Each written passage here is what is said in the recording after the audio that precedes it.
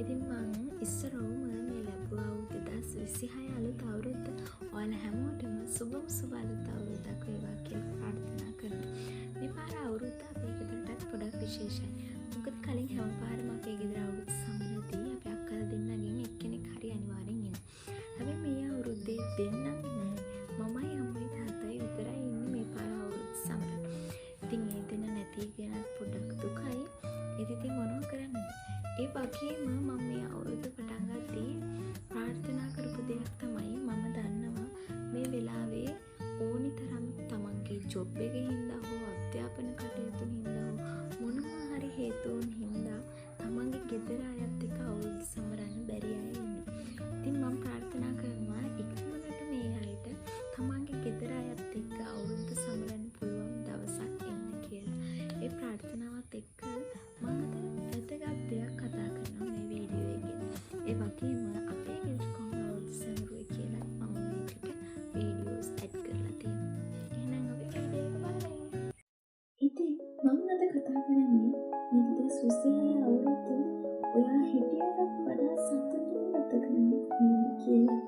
2025 අවුරුද්ද අවසානයේදී මම දැක්කා ගොඩක් අය තමන්ගේ හේන බලාපොරොත්තු ඉෂ්ට කරගෙන සෝෂල් මීඩියා වල දාලා තියෙනවා. ඉතින් මම මේ වෙලාව අවස්ථාවක් කරගන්නවා ඒ හැමෝටම සුබපතන්න වගේම මේ ලැබුවා 2026 අවුරුද්දේදී ඔයා හිතනවටත් වැඩිය දේවල් ඔයාට ලැබුණා. ඔයාට ලස්සන අනාගතයක් ලැබුණා.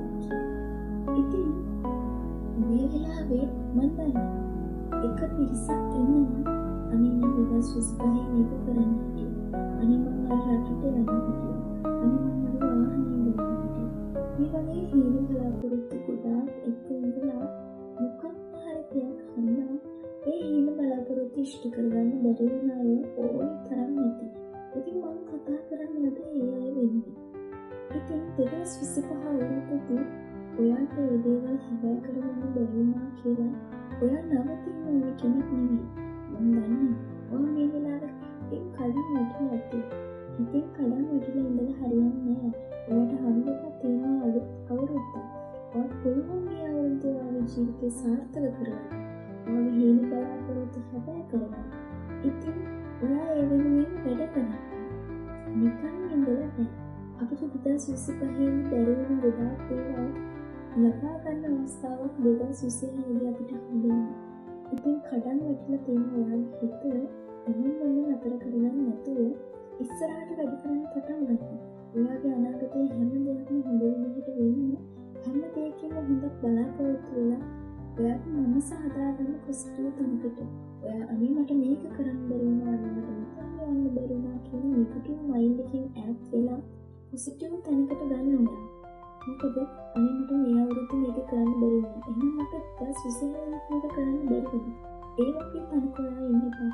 ඔයා හැම වෙලෙම හිතන්න මොකක් හරි දෙයක් නිසා මට 2025 දී මේ දේවල් කරන්න බැරි වුණාට 2026 අවුරුද්දේදී මට පුළුවන් මේ දේවල් කරන්න. මම ඒ වෙනුවෙන් මහන්සි වෙනවා. මට ඒ දේවල් ලබා ගන්න පුළුවන්. මට ඒ දේවල් ආකර්ෂණය වෙනවා. මේ වගේ පොසිටිව් විදිහට ඔයා හිතලා ඔයා වෙනුවෙන් මහන්සි වෙලා වැඩ කරොත් අනිවාර්යෙන් ඔයාට 2026 අවුරුද්දේදී ඔයාගේ හැම හේන බලාපොරොත්තුවක්ම ඉෂ්ට කරගන්න පුළුවන්.